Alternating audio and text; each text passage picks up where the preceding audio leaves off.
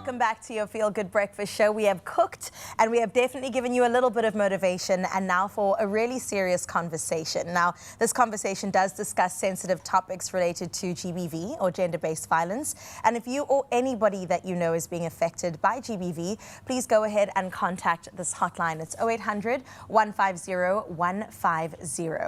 We're going to delve into this when it comes to things trending on TikTok. I think this was a long time coming, and now it's here. Time, yeah. Yep. 21 November is going to be a huge day in South Africa, but let's start here. Now, as we know, the nation is definitely turning their profile pictures purple as part of a powerful national campaign led by Women for Change.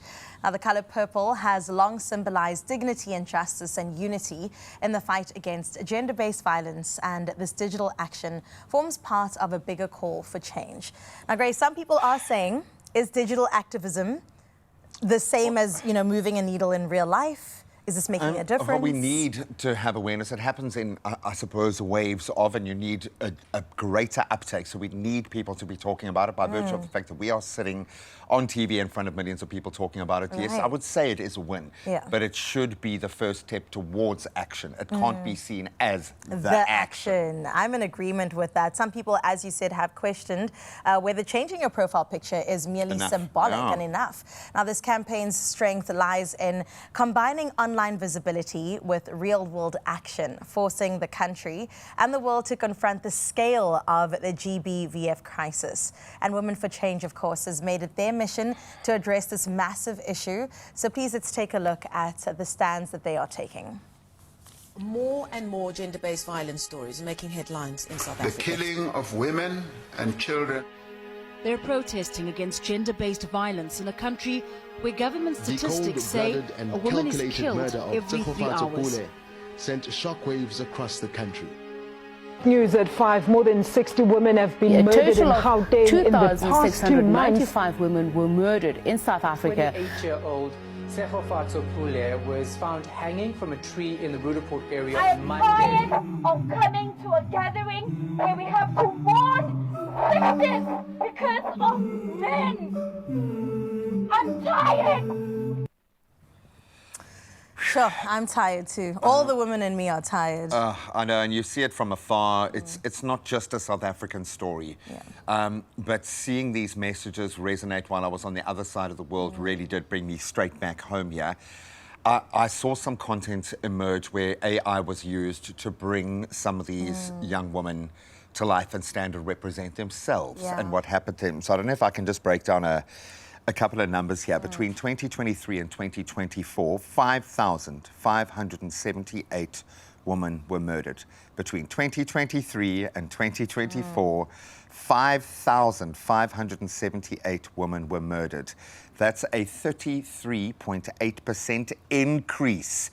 This is why I think people are feeling like they aren't seeing the action that needs to happen. We can scream about it, we can lend our digital voice, but what does that actually mean? Well, this feels like a massive, massive gut punch. Yeah, and that casket does represent exactly what Gray is saying.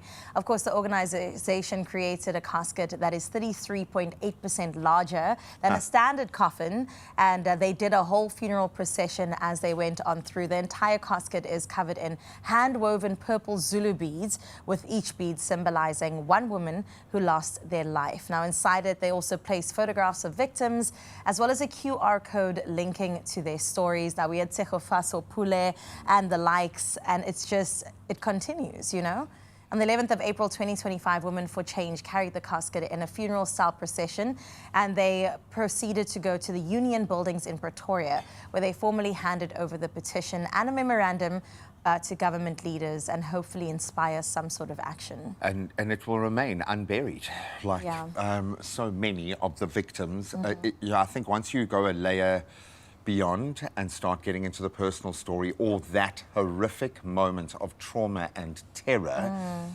I mean, obviously as a parent, I struggle not to immediately empathize with those young ladies' parents, with their families in that sense, but it also forces you to think, what has allowed us to get to a point that we have eroded a level of humanity?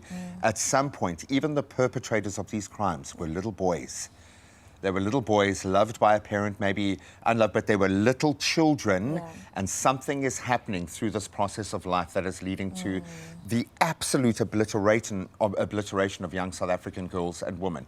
5,578 women were murdered between 2023 and 2024. And those are just the recorded cases, so you can even imagine. You know, Zanele actually put up a really incredible video. I thought it was so powerful. And she did this take on a get ready with me doing her makeup. And she said, get ready with me as I tell you all the places in South Africa that I feel safe in. And then she proceeded to do her full face of makeup in silence, because that's what it's about. You walk around and you don't even know, you're fearing for your life at every single corner. So the 21st of November, Women for Change are calling for a national shutdown. If you're able to, if you're part of the LGBTQIA+ community and all women as well, and are able to opt out of work, then they're saying please do. If not, just wear black and see how you can support any organization in support of GBV. 21 November is when it all goes down. 12 o'clock in Sea Point.